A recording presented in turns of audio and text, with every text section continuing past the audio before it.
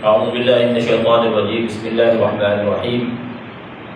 الحمد لله رب العالمين والصلاة والسلام على أشرف الأنبياء والمرسلين سيدنا محمد وعلى آله وصحبه أجمعين. رب اشرح لي صدري ويسر لي أمري واحلل عقدة من لساني يفقهوا قولي. اللهم زدنا علما وفهما وألحقنا بالصالحين.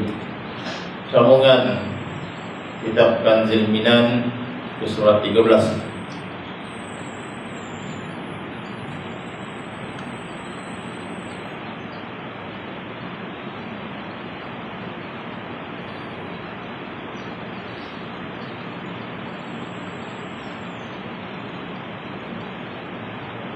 Qala al-mu'allif rahimahullah wa nafa'ana bi'ilmi fi dharain amin. Dan loba ataupun halabalah olehmu wahai saudaraku, dan berpegang akan orang yang engkau dapat padanya segala perkara ini, dan lazimkan olehmu pada pintunya pagi-pagi dan petang, dan jauhkan daripada orang yang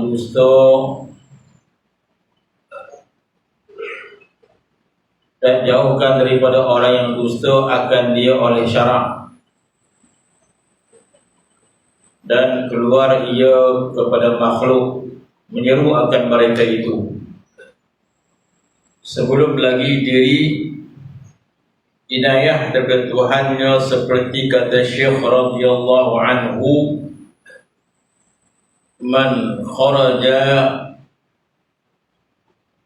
ila al-khalq qala qaf, man kharaja ila al-khalqi qabla wujudi haqiqati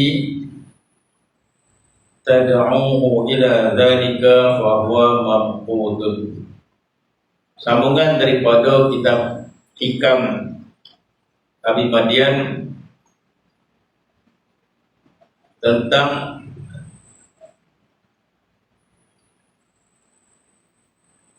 berburu, tentang pentingnya kita berburu dengan seseorang yang boleh membawa kita makrifat kepada Allah Subhanahu wa taala.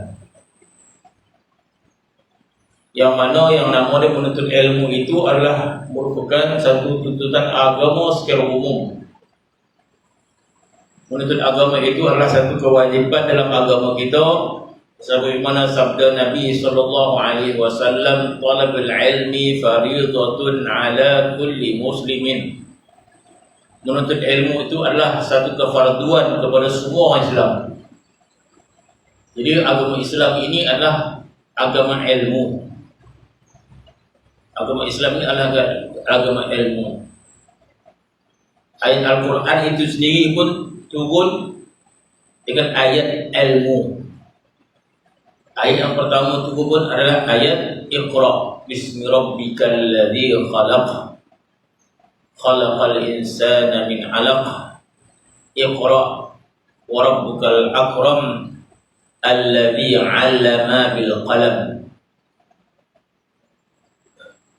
Jadi surah pertama pun adalah surah Iqra, surah baca. Dan agama juga mewajibkan kita, sebab Nabi SAW menyebut faridatun. Faridah adalah kewajiban. Maka jadilah ilmu itu suatu syiar agama Islam itu adalah ilmu. Maka sepatutnya orang Islam ini disuburkan dengan ilmu, punya ilmu pengetahuan, terutama yang bersangkut dengan agama. Nabi SAW menyebut dalam satu hadis, "Man yuridillahu bihi khairan yufaqihu fid din. May yuridi bihillahu khairan yufaqihu fid din. Barang siapa Allah Subhanahu wa taala mengkehendaki orang itu mendapat kebaikan, yufaqihu fid din, maka diberikan kefaqihan dalam agama. Maka jadilah secara umum dia ilmu itu satu tuntutan dalam agama.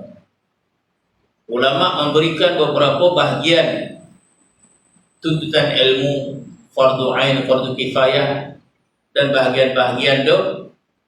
Ala kulli hal, ilmu itu merupakan suatu yang dituntut dalam agama, suatu yang dimuliakan oleh Allah Subhanahu wa taala. Maka datanglah agama itu dalam 3 bahagian. Sebagaimana Nabi sallallahu alaihi wasallam ketika mana ditanya oleh malaikat Jibril alaihi salam, hadis yang masyhur, datang malaikat Jibril alaihi salam menyerupai seorang lelaki yang tampan, memakai jubah yang sangat putih, dan datangnya itu tidak dikenali oleh para sahabat, dan keadaannya rambutnya elok bersikat, tidak ada tanda-tanda orang ini datang dari jauh. Sebab zaman Nabi sallallahu alaihi wasallam, kalau orang itu datang dari jauh nampak atasannya.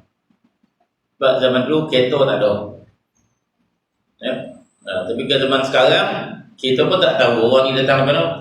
Pasukan datang daripada Kedah. Tahu direct tak berhenti. Berhenti makan je lah. Sampai-sampai elok kan. Tak ada kusut masai pun. Kereta dia naik, tengoklah Mercedes naik. Ajak di dalam hotel. Tak tahu gitu. Sama ada orang ni orang jauh ke orang dekat. Tapi zaman dulu, zaman Rasulullah, itu mudah dikenali. Yang datang ni orang jauh ke orang dekat. Kalau datang ni elok, komeh, ni orang dekat. Walaupun naik kuda. Tapi kalau datang dia macam, ni orang jauh. Sebab dulu orang musafir naik kuda. Jadi kalau satu hari naik kuda, mesti baju dia bodoh dan sebagainya. Mesti ada pesan dia. Jadi kalau baju tu elok, ni bukan datang dari jauh. Maka Jibril alaihi salam ketika datang itu menyerupai seorang lelaki yang kemas. Baju dia elok, putih, tak ada kotor. Maka dalam hadis menyebutkan lelaki itu tidak ada tanda-tanda musafir. Lelaki yang datang itu baju jubahnya putih elok, rambutnya elok, dan tidak ada tanda-tanda musafir. Jibril alaihi salam maka datang kepada Nabi sallallahu alaihi wasallam, maka dirapatkan lututnya ke lutut Nabi sallallahu alaihi wasallam, dan diletaknya tangannya di paha Nabi sallallahu alaihi wasallam. Dahlah lututnya itu rapat, rapat, kemudian pegang. Maka ini ulama mengatakan inilah kemuncak orang menuntut ilmu. Kemuncak menuntut itu rapat lutut. Kalau menjauh tu, sudah mukhalafah sunnah tu. Jauh kan. Soalnya puasa ada. Mana kemuncak? Kemuncak menuntut ilmu itu rapat. Ni tak ada lah suruh tuan rapat dah kan. Dan besok macam ni kalau suruh rapat kan minggu depan tak datang dah. Jadi kemuncak bersungguh menuntut ilmu itu sebegitu. Rapat. Maka Jibril alaihissalam bertanya tentang iman, tentang Islam, tentang ihsan. Iman, Islam, ihsan. Wa ma huwa al-Islam ya Rasulullah? Al-Islam an tashhada an la ilaha illallah Muhammad wa asyhadu wa tashhadu anna Muhammadar Rasulullah wa iqamis shalah wa ita'iz zakah wa shaum Ramadan wa hajjul baiti man istata'a ilaihi sabila. Rukun Islam. Wa ma huwa al-iman ya Rasulullah? Al-iman an tu'mina billahi wa malaikatihi wa kutubihi wa rusulihi wa malaikatihi wal yawmil akhir wa tu'minu bil qadrihi khairihi wa syarrihi. Rukun iman yang 6. Maka bertanya, wa ma huwal ihsan ya Rasulullah? Al-ihsan an ta'budallaha ka'annaka tarah fa in lam takun tarahu fa innahu yaraka. Maka setiap jawapan Nabi itu malaikat Jibril kata benar, benar, benar, benar. Sadaqta, sadaqta, sadaqta. Maka rasa takjub sahabat. Kenapa sahabat takjub? Sebab sahabat kata, dia yang bertanya, dia yang kata betul. Kalau ada orang bertanya, tuan guru kat depan, lepas tu yang bertanya tu, betul jawapan ustaz dia. Itu comel ustaz tu. Sebab dia bertanya tu bukan nak tahu, dia bertanya tu nak test. Comel tu. Betul jawapannya tu. Maksud dia dah tahu jawapan. Jadi Jibril AS bertanya, bila Nabi jawab, betul, jawapan yang betul, jawapan yang betul, jawapan yang betul. Jadi sahabat kata, kami takjub sebab dia yang bertanya, dia yang mengatakan betul. Dan bila selesai, malaikat Jibril AS beredar, maka dia bertanya, kamu tahu tak siapa lelaki yang datang ini? Sahabat mengatakan, ya Allah wa Rasulullah alam. Allah dan Rasul saja mengetahui. Rasul kami tak tahu ya Rasulullah. Maka Nabi mengatakan, hadza Jibril atakum liyu'allimakum dinakum. Inilah Jibril. Itulah Jibril Nabi kata. Itulah malaikat Jibril yang datang menjumpai seorang lelaki. Jadi tujuannya atakum, dia datang kepada kamu liyu'allimakum dinakum, untuk mengajar kamu agama kamu. Atakum liyu'allimakum dinakum. Itulah Jibril yang datang kepada kamu untuk mengajar kamu agama kamu. Ini hadis sahih. Hadis yang diletakkan oleh Imam Nawawi dalam hadis Arba'in, hadis 40 dia, hadis yang kedua. Imam Nawawi, ulama yang hebat, dia memilih hadis-hadis yang sangat penting dalam agama, dia pilih 40 hadis. Maka kitab ini terkenal hadis 40, hadis Arba'in, al-ahadits Arba'in lin Nawawi namanya. Hadis pertama hadis hijrah, hadis niat. Hadis Jibril ni hadis kedua. Maka ulama mengistinbatkan hukum daripada hadis ini bahawa agama kita, setiap dari kita ini, agama kita, kesempurnaan agama kita daripada 3 ni. Sebab Nabi kata, itulah Jibril yang datang kepada kamu, mengajar kamu agama kamu. Jadi kalau kita ingin beragama, kita ingin ingin menyempurnakan agama kita, mesti dengan ilmu. Kita tak boleh nak beragama main belasah macam tu. Beragama sahaja tanpa ilmu. Jadi beragama perlunya ilmu. Bermaksud kalau kita ingin sempurnakan agama kita, sempurnakan 3 ini. Kalau kita diberikan kesedaran oleh Allah, ingin kembali kepada agama, kita ingin sangat menyempurnakan agama kita, tu pula Allah Subhanahu wa taala memberikan kita kebebasan. Kita nak cari dunia, kita jadi akhirat, tu pula boleh kita. Kalau kita rasa tak puas lagi kat dunia ni, carilah dunia. Rasa tak puas lagi rasa tak.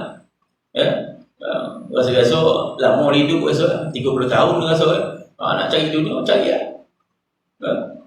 Tetapi bila kita rasa nak cari agama, alhamdulillah, maka dengan ilmu. Maka di antara perkara yang perlu kita lakukan. Kalau kita teringin untuk beragama, rasa-rasa nyawa ni dah roket rasa ni. Ataupun kita rasa, ui, umur dah lebih separuh abad dah ni. Nak cari agama pula. Ya, silakan. Jadi kalau kita nak cari agama, inilah agama. Sebab Nabi kata, atakum liyu'allimakum dinakum. Malaikat Jibril itu datang kepada kamu untuk mengajar kamu agama kamu. Jadi agama itu ada 3. Iman, Islam, ihsan. Perkokohkan iman kita, perkokohkan akidah kita. Macam mana? Kena belajar. Tidak. Tak boleh main ambil-ambil macam tu. Akidah kita, sebab akidah ni banyak. Akidah bermaksud golongan yang memahami akidah. Dia kalau Nabi SAW banyak golongan dia. Ada yang salah, ada yang tergelincir dan sebagainya. Jadi menggunakan ilmu untuk memahami akidah yang sahih. Perlu ilmu. Al-Islam, amal, mengucap kalimah syahadah, mendirikan solat, puasa Ramadan, haji, zakat. Ini secara umum dia bermaksud nak memahami ibadat. Islam itu adalah ibadat. Memahami ibadat perlu ada ilmu. Maka kita belajar kaedah-kaedah solat dan sebagainya mengikut mazhab kita, mazhab Syafi'i itu. Itu juga akidah. Akidah mana yang betul? Kena belajar supaya nak menyempurnakan agama. Kalau kita ada kesadaran, kalau kita ada keprihatinan terhadap hadis-hadis yang sebegitu. Penting, iman penting, Islam penting, ihsan juga penting. Maka ihsan itu juga satu tuntutan. Bermaksud tidak sempurna agama sehingga akidah kita sahih, sehingga amal ibadat kita sah mengikut pandangan ulama. Kemudian ibadat kita mesti ada ihsan. Ihsan. Maka ihsan itu Nabi menyebut anta'budallaha ka'annaka tarah. Engkau menyembah Allah seolah-olah engkau melihat kepada, seolah-olah ka'annaka seolah-olah engkau tarahu, seolah-olah engkau melihatnya. Kita tidak nampak Allah Subhanahu wa taala. Mata kita tidak nampak Allah Subhanahu wa taala. Tetapi dituntut ka'annaka tarah, seolah-olah nampak. Dirinya Allah tidak nampak. Tetapi yang dimasukkan seolah-olah nampak itu, yang dimasukkan dengan seolah-olah nampak itu bukan dengan mata basar gitu. Ini mata basar namanya. Ini mata basar. Yang di sini disebut mata basirah. Basiratun, basarun. Ini basar, mata ini. Yang di sini basirah. Maka yang dimaksud ka'annaka tarah, seolah-olah nampak itu bukan dengan ini. Seolah nampak itu bukan ini. Kalau tak belajar, sosek orang tu. Sudah beratib dah. Dah nampak macam nampak apa? Apa? Putih orangnya.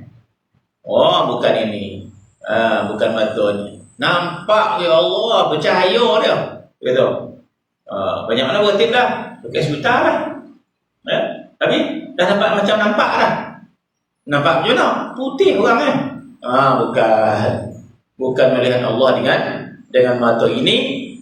Yang dimasukkan seolah nampak itu adalah basirah gitu, hati gitu.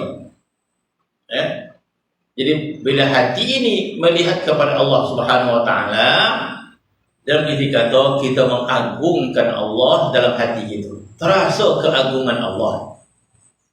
Kita merasai keagungan Allah itu. Jadi bila kita merasai keagungan Allah, itulah maksudnya macam nampak Allah.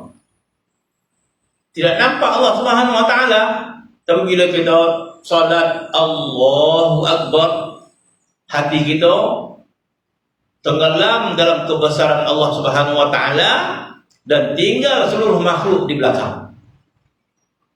Bukankah Nabi SAW menyebut sallu salatal muwaddi', salatlah kamu salat selamat tinggal, sallu salatal muwaddi', salatlah kamu salat selamat tinggal. Kata ulama, apa maksud salat selamat tinggal? Sebagian mengatakan tinggalkan seluruh makhluk.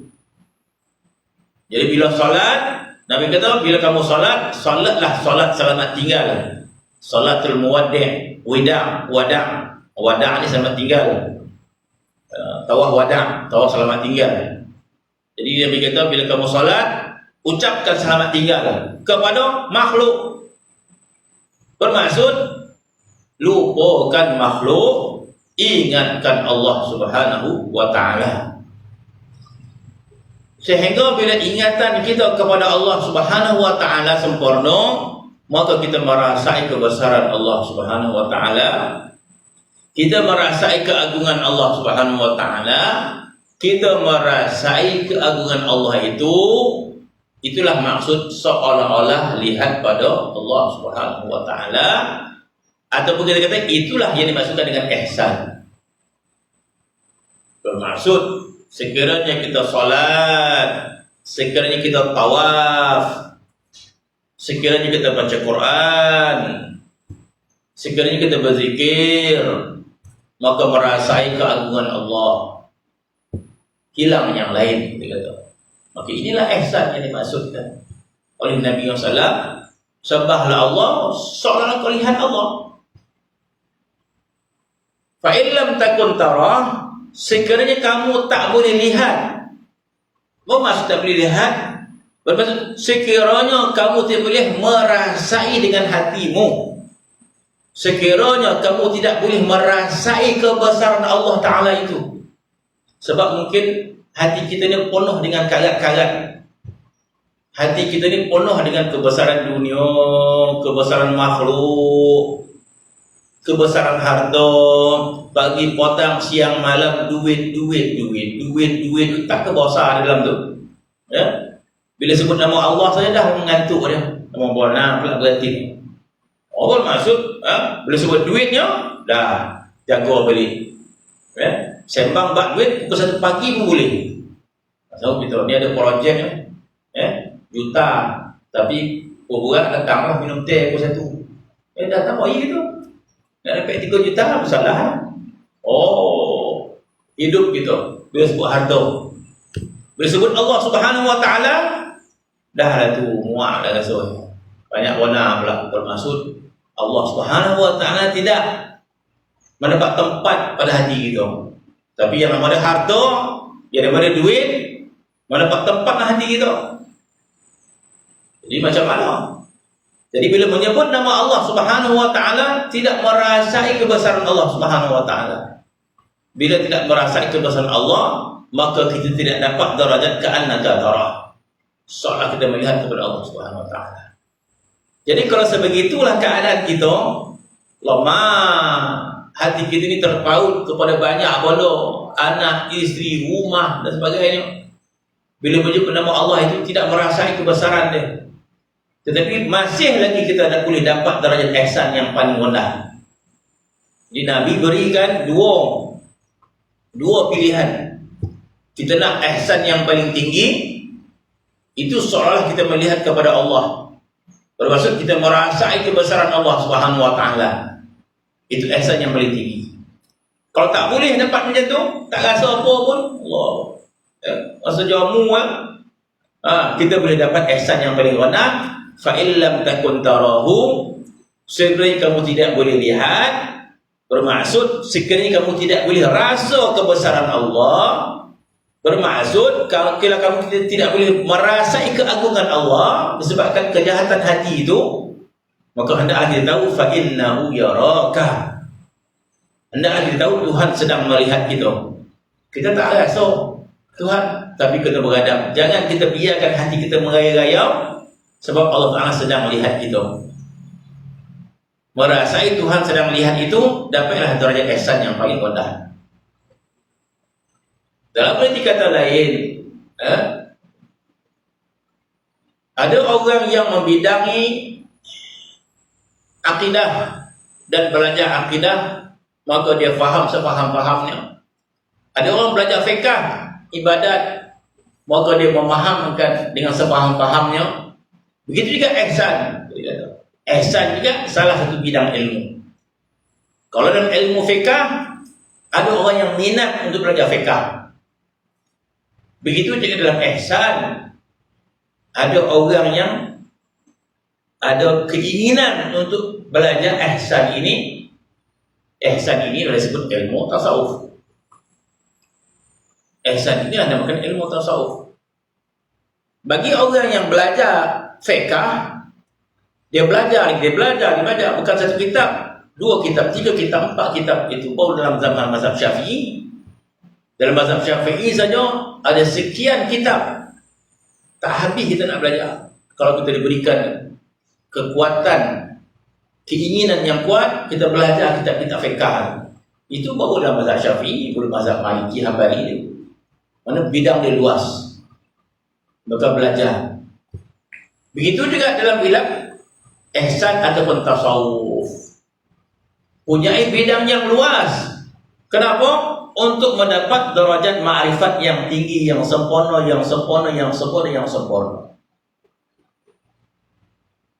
Bagi orang menilai betapa mulianya ilmu itu, maka halapa dia. Halapa. Macam orang halapa cari duit.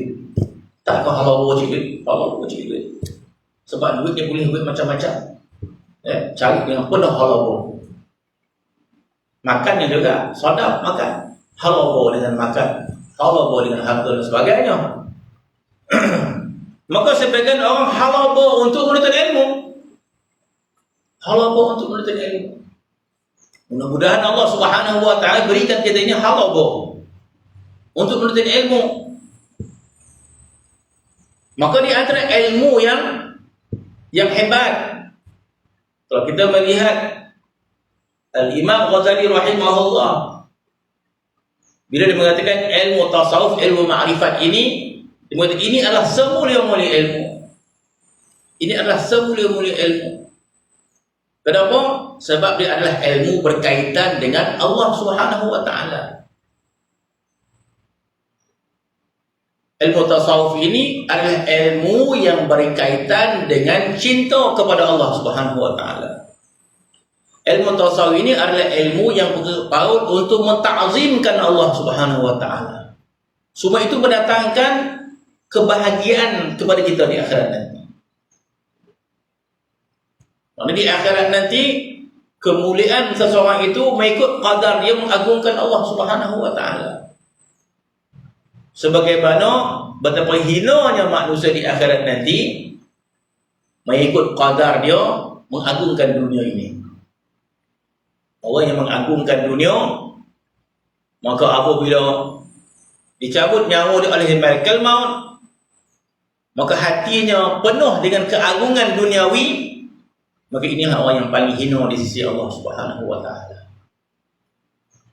Sekiranya kita tamak dengan dunia, rasa-rasa nyawa ni panjang ni kata. Kita berhalapa dengan dunia, tamak dengan dunia. Tiba-tiba disentap nyawa kita malaikat maut. Dalam hati kita penuh ketamakan dunia, maka inilah suatu bola yang sangat malam, sangat rugi. Dan kita mempersia-siakan hidup kita di dunia ini berapa tahun? 40 tahun, 50 tahun, 60 tahun, 70 tahun. Maka akhirnya kita bawa hati kita ke alam barzakh dengan tamak pada dunia. Masya Allah, kita tahu. Ruginya kita dan bodohnya kita, apa lagi bahasa Allah Ta'ala bahasakan kita ni bodoh. Allah Ta'ala bahasakan kita ni zalim. Innahu kana zaluman jahula. Kebanyakan manusia itu sangat zalim, sangat jahul. Karena kita mempersia-siakan hidup ini tanpa kita mendapat ma'rifat kepada Allah Subhanahu wa ta'ala. Maka ilmu tasawuf adalah ilmu ma'rifat. Ilmu kenal Allah Subhanahu wa ta'ala, dia adalah bahagian daripada agama, iaitu bahagian ihsan. yang disebut oleh Nabi sallallahu alaihi wasallam. Maka bagi ahli ilmu, bila melihat ini satu ilmu yang mulia, maka datang harawa, datang keinginan yang kuat untuk belajar ilmu ini. Sebagaimana orang ada keinginan nak cari harta kan. Jadi kalau ada keinginan cari duit, dia kata ada seorang ni dia pakar penego. Mana dia man? Duduk ke perak. Sanggup kita pergi. Sebab dia boleh membuka jalan kita untuk lubang peniaga. Boleh dia tu ada lubang dia tu. Tapi nun dekat perak dia man. Sanggup kita pergi tak? Sebab kita nakkan benda dia. Jumpa orang tu. Apa lagi? Ada lagi dekat Kelantan. Kita Kelantan sebab kita jenis orang yang ingin berjaya dalam hidup. Apa tak ada masalah. Dia masuk dia. Begitu juga tentang ilmu akhirat. Bila orang itu minat dan faham tentang kemuliaan-kemuliaan ilmu itu, maka datang halawa dia. Keinginan, semangat halawa dia. Perlu ada halawa ni. Sebab apa perlu ada halawa? Sebab nanti ada usaha-usaha yang agak berat, usaha-usaha yang agak berat yang perlu dilakukan. Macam orang belajar lah kan. Orang belajar boleh nak berjaya, tapi kena baca buku, sekian buku Allah, dia kata. Tak baca buku tak boleh jawab. Nak baca buku ni ya Allah, dia kata. Pada waktu yang banyak. Tapi kalau orang ada semangat nak berjaya, semangat dia buat. Tapi orang tak semangat, tak semangat. Apa saja tak semangat, tak jadi dia. Begitulah dalam ilmu tasawuf, ilmu ma'rifat, perlu halawa. Itu tak halawa tak jadi. Sebab dia ada mujahadah yang tertentu. Maka katanya, dan halabalah olehmu wahai saudaraku. Masuk halaba. Kita halaba ni bab makan halaba. Cari duit halaba lah. Ni bab untuk mencari makrifat ini. Sebab kalau tidak halaba, lemah itu. Malah lama pula berarti dia ada sikit dia malah tak halaba gitu. Tak kuat gitu. Itu satu. Mujahamal. Satu lagi, mencari guru dia tu. Pun tidak halaba gitu. Maka kata Al-Imam Sidi Al-Badian, hendaklah halaba olehmu wahai saudaraku, dan berpegang akan orang yang engkau dapat padanya segala perkara ini. Segala perkara ini apa? Yang di atas sebelum ini, yaitu orang yang ahli ma'rifat, orang yang ahli mahabbah, orang yang saleh, orang yang boleh mengajar kita makna kenal Allah Subhanahu wa taala. Maka adil, apa maksud adil? Maksud adil di sini kalau yang dikatakan Al-Quran, ada ahli Quran. Bukan semua orang ahli Quran. Itu yang disebut oleh Nabi sallallahu alaihi wasallam. Dalam hadis Nabi menyebut allazi yaqra'ul Qur'an wa yatata'ta wa alaihi syaq falahu ajran. Dalam sabda Nabi mengatakan, orang yang baca Quran dan baca Quran yatata'ta ni maksud dia apa? Gagap. Maksud Quran ini siapa mau baca dapat pahala. Walaupun dia baca merangkak. Orang baca duduk-duduk, dia baca merangkak. Maka Nabi kata, orang yang baca Quran allazi yatata'ta wa 'alaihi syaq. Orang yang baca Quran yatata'ta ni gagap. Bismillahirrahmanirrahim. Semenan Nabi. Itu nama yatata'ta. Qul. Oh, nak baca tu pergi dapat di bawah. Huwallahu ahad. Oh, itu kita orang dah habis surah Yasin, di surah Ikhlas tadi. Nabi kata dapat pahala. Mana dia hendak dia baca Quran. Macam tu punya susah pun dia baca Quran juga. Tu lagi elok daripada orang dah pandai baca Quran, langsung simpan. Simpan pula. Dah khatam, dah pandai. Sekolah malas nak baca kan. Malas nak baca Quran. Kemudian Nabi kata al-mahiru. Orang yang mahir Quran. Mahir Quran bermaksud boleh baca tajwid dan sebagainya, mahir. Jadi boleh kita mahir Quran? Boleh, belajar. Belajar. Ini tak nak belajar. Kenapa tak nak belajar? Kalau tahu rasa cembeng. Malas baca pula. Banyak anak salah. Ada salah. Ya, dia tegur kan. Ada orang tak nak malas banyak anak salah. Itu tak kuat belajar. Tak kuat belajar. Untuk apa? Untuk mahir. Walaupun guru tu tahu kita betul lah dia tahu, tak apa terima lah. Untuk memahirkan kita. Macam belajar silat kan. Belajar nondang tak kono. Wah, dah kono lah. Guru dia tak, ikut je lah. Dah buat tak. Sampai dia berhati. Okey, betul kita dia kan. Itu apa? Kalau kita nak mahir. Begitu juga Al-Quran.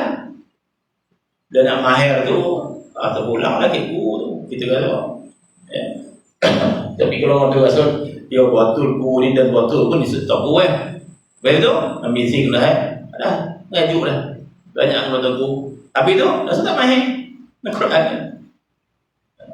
Jadi, al-mahiru bil-Quran. Orang yang mahir bil-Quran bermaksud dia belajar. Bermaksud belajar, dia kena marah, kena tahu. Biasa orang tu. Orang nak pandai pisilat, kena tahu. Kena sepak di gua kan. Apa lagi? Macam-macam lah. Boleh mahir kan. Begitulah macam Quran. Kalau kita nak jadi mahir. Sebab Nabi kita al-mahiru bil-Quran. Orang yang mahir Quran ma'as safaratil kiramil bararah. Ma'as safaratil kiramil al-bararah. Ada nama malaikat. Malaikat tu namanya safaratil kiramil bararah. So, ada nama pun nama anaknya tu. Ini nama anak Intan apa namanya? Safaratil kiramil bararah. Nabi kata orang yang mahir Quran itu bersama dengan malaikat namanya safaratil kiramil bararah. Apa maksudnya? Maksudnya dalam Quran ada orang yang mahir Quran. Orang yang minat Quran dia akan cari guru dia, tukar guru lain pula. Cari guru yang lagi handal, cari yang lagi handal. Dulu kita belajar kat kampung kan. Yang tukang ngajar tu pun pagi tu dia dapat banyak salah. Kalau lepas kita cari kat guru yang lagi. Takkan macam tu ilmu ni. Itu dalam ilmu Al-Quran. Begitu juga dengan ilmu fiqah dan yang lain. Tiba-tiba dalam ilmu tasawuf kita kata, tak payah dia kata. Mana boleh tak adil lah. Kalau ilmu Quran itu ada guru-guru yang mahir-mahir dia, tak ada kat tiki ni tak ada kat kelumpur nak gitu. Kalau kuat minat kita, bagi kita. Tu mendalami. Orang kuat semangat dia, pergi mosi. Pergi mosi bukan belajar kat Azhar tak. Pergi mosi belajar Quran. Sekarang ni ada package. Siapa nak belajar Quran sebulan, ada syarikat yang berpindah. Ada guru dia yang, jadi kita dah mahir baca Quran, kita dah baca lagi, ada package. Kita duduk sebulan. Belajar pula dengan guru yang mahir Quran. Malih dia lah. Tapi orang semangat agak baik pergi. Orang pelukur ramai pergi. Kalau duduk sebulan talaki Quran. Maksud apa? Pergi sana. Guru yang mahir tak ada kat sini. Kayak sini biasa-biasa yang ada untuk musik. Pergi musik. Kita kata, biasa. Sanggup orang pergi untuk apa? Untuk memahirkan Quran. Silakan. Tidak ada masalah. Sebab Masya Allah, Quran satu ilmu yang mulia. Quran pun baca Quran pun merupakan amalan yang mulia. Tak ada masalah. Tiba-tiba ilmu tasawuf kita kata, ilmu tasawuf tak anda kita mencari guru yang jauh. Alih dekat iki dan lain dia tu. Kau tak ada senjata ayah. Lemah gitu. Kekuatan kita tak kuat. Tapi orang tu kuat keinginan dia, maka dia akan mencari guru itu walaupun di mana dia berada. Itu kuat. Pandai. Bermaksud dia akan berguru dengan seseorang untuk memahami makna ma'rifat kepada Allah Subhanahu wa taala walaupun terpaksa musafir. Itu yang disebut dalam kitab tasawuf bahawa wajibnya kita mencari guru untuk mencapai ma'rifat kepada Allah Subhanahu wa taala, sehingga kalau tak ada kat negeri dia, wajib dia musafir. Kitab tasawuf sebut macam tu. Maka katanya apa? Maka hendaklah halaba oleh membuat saudaraku dan berpegang akan orang yang kau dapat pada segala perkara ini. Sekali kita dapat seorang yang boleh mengajar kita makrifat, sebab yang namanya ahli Allah Subhanahu wa taala. Allah Subhanahu wa taala menjaga agama kita ini dan tak pernah sunyi daripada ketiga-tiga ahli ini. Bermaksud iman, ada ahli dalam ilmu akidah. Islam, ada ulama'nya, ada ahlinya untuk mengajar dalam bab fikah ibadat. Ihsan, ahli ma'rifat, ada ulama'-ulama'nya yang dizahirkan oleh Allah Subhanahu wa taala, sebab agama ini Allah taala yang jaga. Apabila Allah Subhanahu wa taala menyebut inna nahnu nazzalna dzikra wa inna lahu lahafizun, Allah Subhanahu wa taala berfirman inna nahnu nazzalna dzikra, inna sesungguhnya kami, yakni Allah, inna nahnu sesungguhnya kami, nazzalna dzikra kami turunkan Quran ini, wa nahnu 'alaihi lahafizun dan kami yang pelihara Quran ini. Jadi ulama kata Allah Taala pelihara Quran bukan sekadar Quran sahaja. Allah Taala memelihara ilmu yang dalam Quran itu. Apabila Allah Taala kata dia memelihara Quran, apa maksud Tuhan memelihara Quran? Dalam Quran ada ayat yang kita tahu, inna nahnu nazzalna dzikra wa inna lahu lahafizun. Kami turunkan Quran dan kami yang pelihara Quran daripada penyelewengan. Maksud satu-satunya kitab yang tidak diseleweng, yang tidak boleh diseleweng oleh manusia, iaitu Quran. Kitab Taurat dah diselewengkan, kitab Injil dah diselewengkan, kitab Zabur tak ada yang asli dah diselewengkan. Adapun Quran Tuhan pelihara. Allah Taala sebut, bila kita lihat Quran itu Tuhan pelihara, yang pelihara Quran siapa? Ustaz-ustaz yang jaga tahqiq Quran. Jadi kalau kita ada Quran sebenarnya, tahulah Quran Malaysia ni, belakang tu ada lujnah tahqiq Quran, pentahqiq Quran. Lujnah tahqiq Quran ni siapa? Ahli-ahli Quran yang menjaga Quran yang ada di Malaysia ni. Tugasannya. Mana ni penyemak Quran ni, tugasan lujnah ni, walaupun ada 10 orang, boleh orang ahli Quran dan sebagainya, dia tugasannya jaga Quran yang salah. Kalau Quran diberi India salah, dia akan dikumpulkan. Quran salah cetak, atau Quran salah bagi, atau ada orang sengaja menjaga Quran, ni kumpulan yang akan perhatikan banyak. Jadi maksud ustaz-ustaz ni lah yang jaga Quran. Allah Ta'ala kata dia yang jaga Quran, tapi ustaz-ustaz ni yang jaga. Apa maksud dia? Bermaksud apabila Allah Subhanahu wa taala ingin menjaga Quran dia, maka dizahirkan orang-orang alim yang mahir Quran dan dia akan menjaga Quran tersebut. Maka itulah maksud Tuhan jaga Quran. Bukan Tuhan jaga Quran bila cetak salah tiba-tiba waktu diberi. Tak. Bila tak ada buku surat cetak, jadi bos ada. Allah Subhanahu wa taala tidak menjaga secara langsung. Allah Subhanahu menjaga melalui para ulama ni. Jadi bila Tuhan nak jaga Quran bermaksud sentiasa ada orang yang mahir Quran akan melihat Quran. Jadi apabila Allah Taala pelihara Quran, bukan sekadar pelihara tulisannya, Allah Taala memelihara ilmu yang dalam Quran, kepahaman dia. Bermaksud kalau Quran ini tidak dapat dipahami oleh kita sebagaimana dipahami oleh Nabi SAW, maka binasa kita.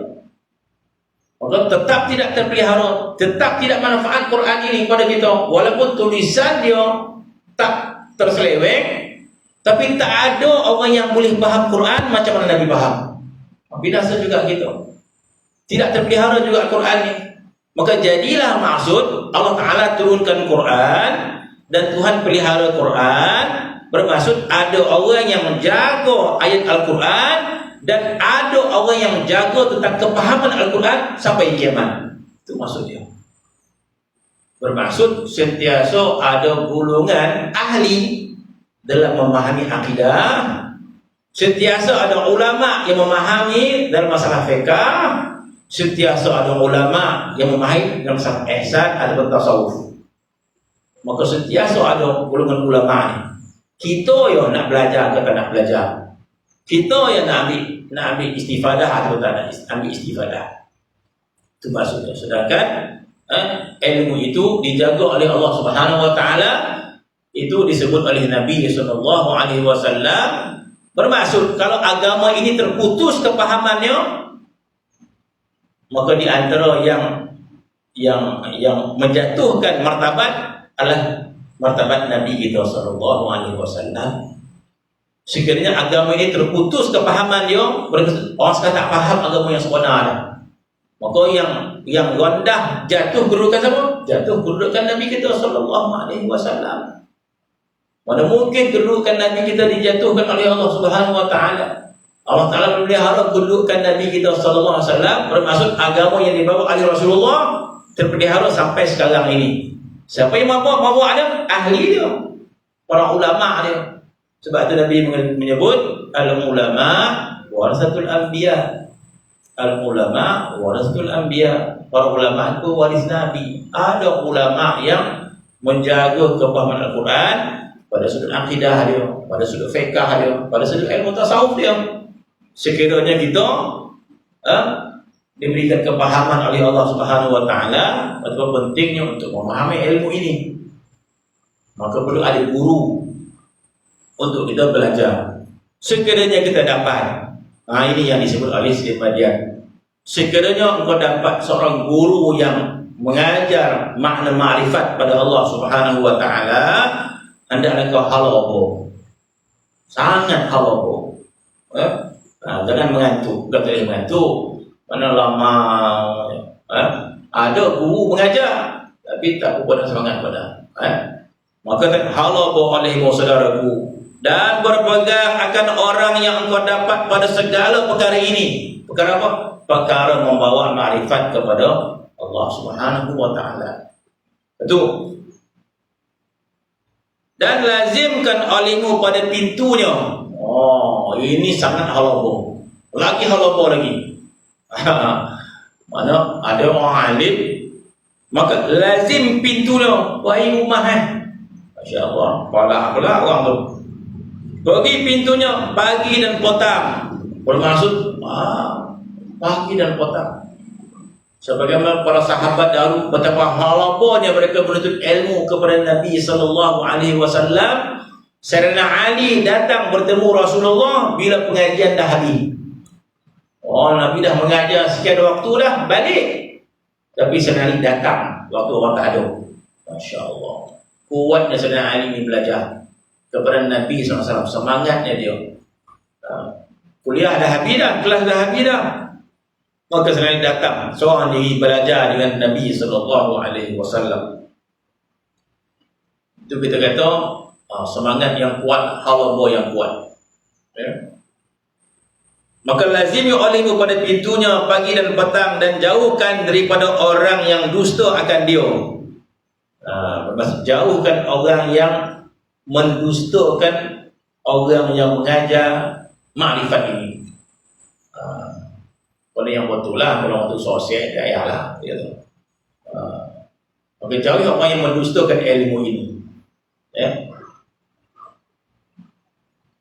Dan keluar ia kepada makhluk, menyeru akan mereka itu sebelum lagi diberi inayah daripada Tuhannya. Kemudian ini satu bab, yang mana disebut di sini bahawa dan jangan keluar, dan keluar ini maksud jangan keluar, jauhkan daripada keluar kepada makhluk sebelum lagi diberi inayah daripada Tuhannya. Ini ada satu apa kita kata, satu adab, satu adab kepada orang yang suluk pada Allah Subhanahu wa taala, iaitu di antara adabnya jangan keluar kepada makhluk sebelum ada inayah daripada Allah Subhanahu wa taala. Saya nak kupas sikit dia bab tu. Jadi bab ini tidak boleh kita nafikan. Dalam mana-mana kita tasawuf pun disebut perkara ini satu bab, jangan keluar kepada makhluk sebelum kita diberi inayah oleh Allah Subhanahu wa taala. Saya sebut secara ilmiah saja. Apa maksud kata-kata ini? Maka kata keluar kepada makhluk sebelum lagi diberi inayah oleh Tuhannya. Bermaksud nak jumpa orang, nak jumpa manusia, kena ada inayah daripada Allah Subhanahu wa taala. Ada taufik daripada Allah Taala baru kita menghadap manusia. Kalau belum, jangan keluar. Ini kata-kata ini kepada siapa? Kata-kata ini ditujukan kepada ahli suluk kepada Allah Subhanahu wa taala. Kepada orang yang sedang salik kepada Allah Subhanahu wa taala. Kepada orang yang sedang mujahadah untuk ma'rifat kepada Allah Subhanahu wa taala. Maka di antara perkara yang membinasakan seorang yang salik kepada Allah Subhanahu wa taala adalah menghadap kepada makhluk. Kenapa membinasakan seorang yang salik bila menghadap kepada makhluk? Sebab seorang yang salik mujahadah untuk makrifat kepada Allah, dia sedang mujahadah untuk meninggalkan makhluk daripada hati dia. Itu maksudnya. Orang salik itu maksudnya orang salik untuk makrifat pada Allah Subhanahu wa taala, untuk melihat kebesaran Allah Subhanahu wa taala, untuk mengagungkan Allah Subhanahu wa taala. Maka dia dalam proses mujahadah. Sebab sebelum ini hati dia dipenuhi cinta pada makhluk, maka dia salik, maka dia mujahadah untuk melihat kebesaran Allah Subhanahu wa taala. Dia masih proses mujahadah kepada Allah Subhanahu wa taala. Maka disebut kalau belum sempurna jangan menghadap kepada makhluk. Sebab apa? Bila kita menghadap kepada makhluk, tarikannya sangat kuat. Bila tarikannya sangat kuat, binasa salik kita tadi. Binasa balik. Bermaksud bila kita menghadap kepada makhluk, maka datang halaba kita pada harta, datang halaba kita pada dunia, maka membatalkan salik kita tadi. Tadi kita nak membesarkan Allah Subhanahu wa taala, tapi belum separuh, belum sempurna lagi suluk kita kepada Allah Subhanahu wa taala, kita pun qajar makhluk balik, kita kata, maka membinasakan hati kita. Ini sekali disiplin dalam tarbiyah, dalam ilmu tasawuf itu. Maka katanya, sekiranya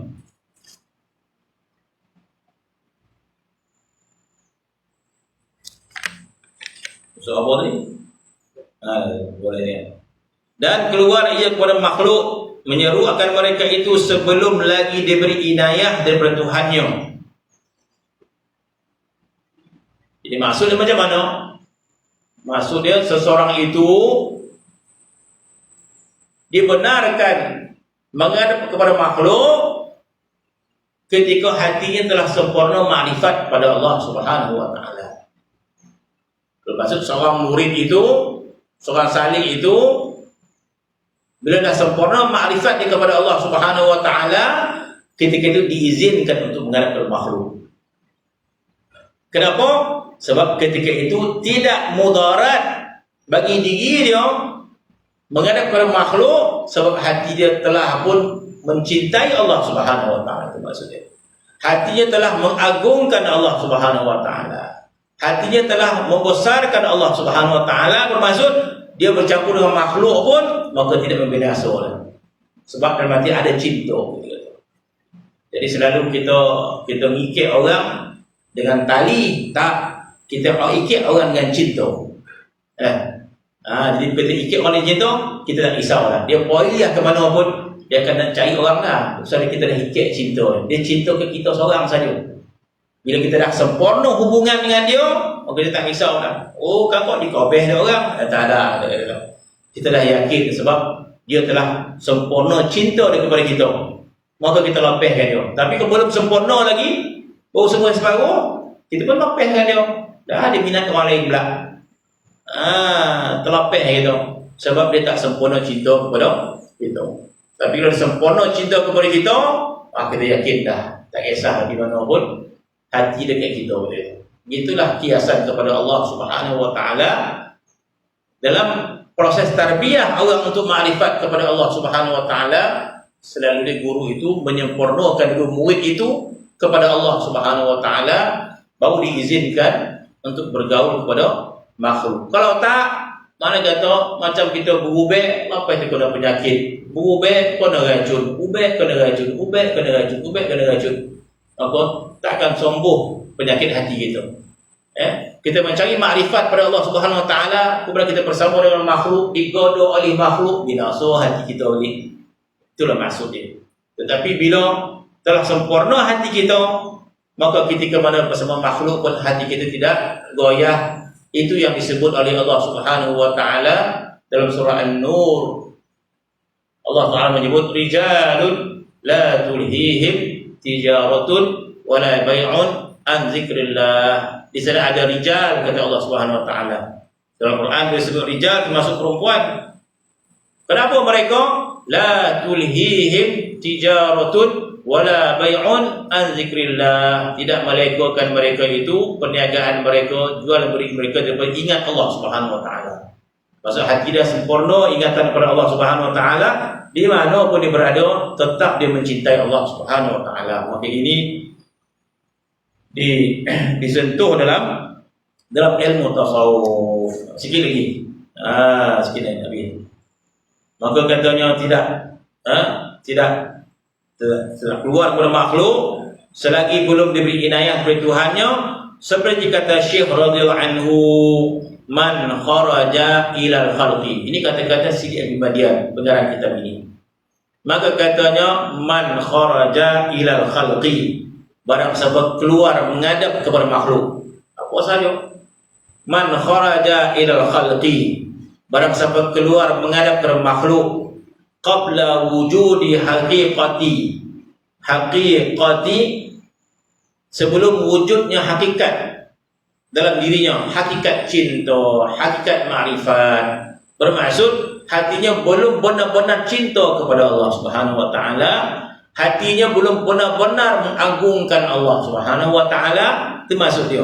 Hati kita belum benar-benar mencintai Allah Subhanahu Wa Taala, maka kita keluar kepada makhluk. Maka katanya man kharaja ila khalqi, barang siapa keluar kepada makhluk, qabla wujud haqiqati, sebelum wujudnya hakikat cinta, hakikat ma'rifat dia belum dapat, tad'uhu ila dzalika fa huwa mamqutun. Kalau dia pergi juga mamqutun. Mamqutun ini bermaksud tercela, jauh ataupun binasa. Boleh membinasakan diri dia. Ini kata Sidi Abi Madian. Jadi mudah-mudahan Allah Subhanahu Wa Taala memberi kita faham. Amin ya rabbal alamin. Bismillahirrahmanirrahim. Alhamdulillahirabbil alamin. Wassalatu wassalamu ala asyrafil anbiya'i wal mursalin wa ala alihi wa sahbihi ajma'in. Rabbana zalamna anfusana wa illam taghfir lana wa tarhamna lanakunanna minal khasirin. Rabbana zalamna anfusana wa illam taghfir lana wa tarhamna lanakunanna minal khasirin.